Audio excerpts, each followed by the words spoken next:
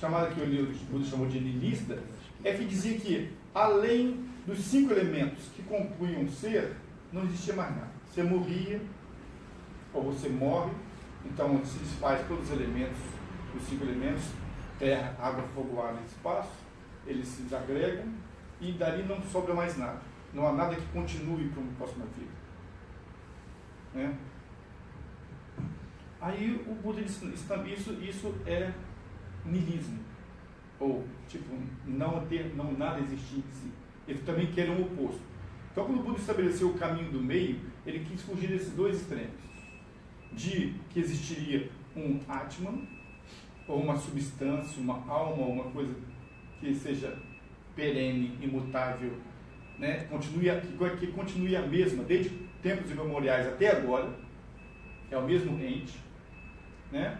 E também ele foi contra a ideia de que nada existe.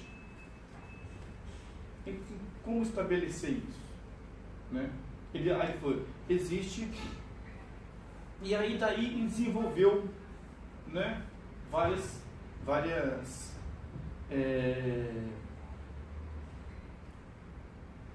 pontos de vista filosóficos dentro do próprio caminho budista. O Buda disse que esse que nós achávamos que era um eu, que existia, né, um Atman, ele era apenas uma ideia de uma interação de 5 coisas, chamados skandhas, ou montes, né? Forma, sensação, percepção, formação mental, e com uma consciência, algo que percebe isso. Né? Tem que se pensar que essa consciência que o Buda falou, essa cognição, ela não é esse Atman. Essa consciência está mais com um fluxo de acontecimentos, de eventos, que um seguindo ao outro, um dando vazão ao outro, do que uma substância ou uma essência estacionária, única, que continua, que caminha de uma vida a outra, ou de momento a momento. Na verdade, o Buda quis postular que existe a cada momento, há instantes de consciência, e que um instante de consciência, ele deriva de instantes ou momentos de consciência anterior àquele. Né? A base de essa instante de consciência que nós temos agora, nada mais é do que o resultado das percepções de instância de consciência anterior. Então, como fosse um fluxo de consciência, e não algo que seja imutável. Tá? Então, os momentos de consciência que nós temos agora não são os mesmos que nós tivemos há 20 horas atrás, ontem. Porque ele veio se transformando e mudando. E, além do mais, ele não é uma coisa única, ele é composto de várias coisas que acontecem para compor esse instante de consciência. Né? A princípio, na ideia budista, porque o Buda ele não estabeleceu essas coisas base por base, assim, funciona assim, isso funciona, não tem Atman, Anatman. A ideia toda do sofrimento, porque nós acreditamos que existe um Atman, um ente, que existe, né, que é totalmente contínuo. E é devido a essa ignorância que nós pensamos que nós temos um eu, um Atman, que a gente realmente chama de eu, e em inglês eles chamam de self, né, mas isso talvez veio da nomenclatura da psicologia, né? Mas que existe um eu, e esse eu nada mais é do que como se fosse uma... Como é que chama quando você tem uma figura ilusória? É como se você pintasse num ventilador algumas coisas, sabe?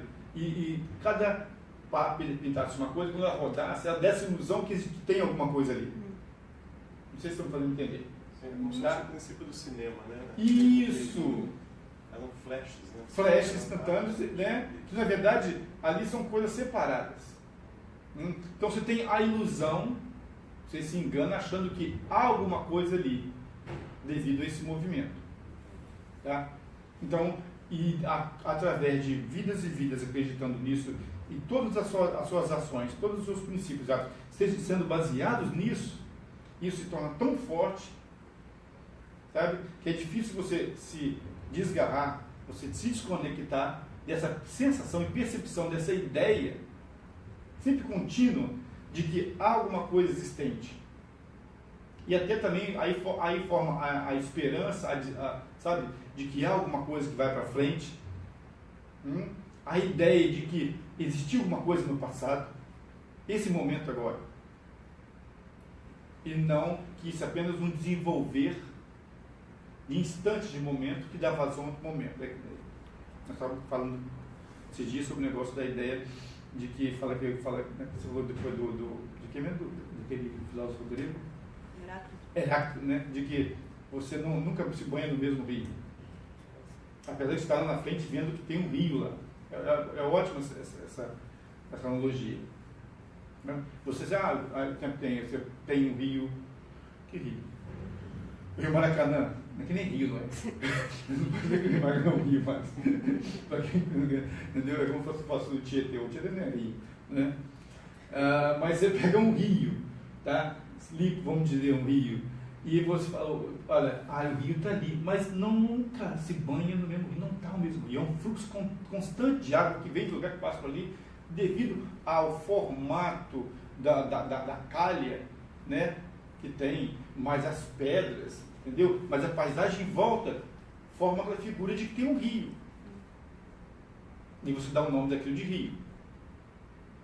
Só que você precisa de várias outras coisas em conjunto, que ainda assim são formadas de outras coisas, para você ter aquela figura, achar que aquele é o rio. E aí você briga pelo rio, entendeu? Você acredita que o rio já está ali já há tanto tempo, ele esteve ali há tanto tempo que o rio está ali, ele vai estar ali para coisa. Mas se você analisar profundamente, parar para pensar, e você ver nessa base de ideia filosófica, não vai estar, não tem um rio, um ente rio. Então tem alguma coisa ali que seja permanente, que seja imutável e que não seja composto, que seja composto só de si mesmo, se não é rio. Você não acha um sujeito chamado rio. Né? E assim começa a se basear toda a ideia da filosofia budista, ou do pensamento do budista, estabelecido pelo Buda.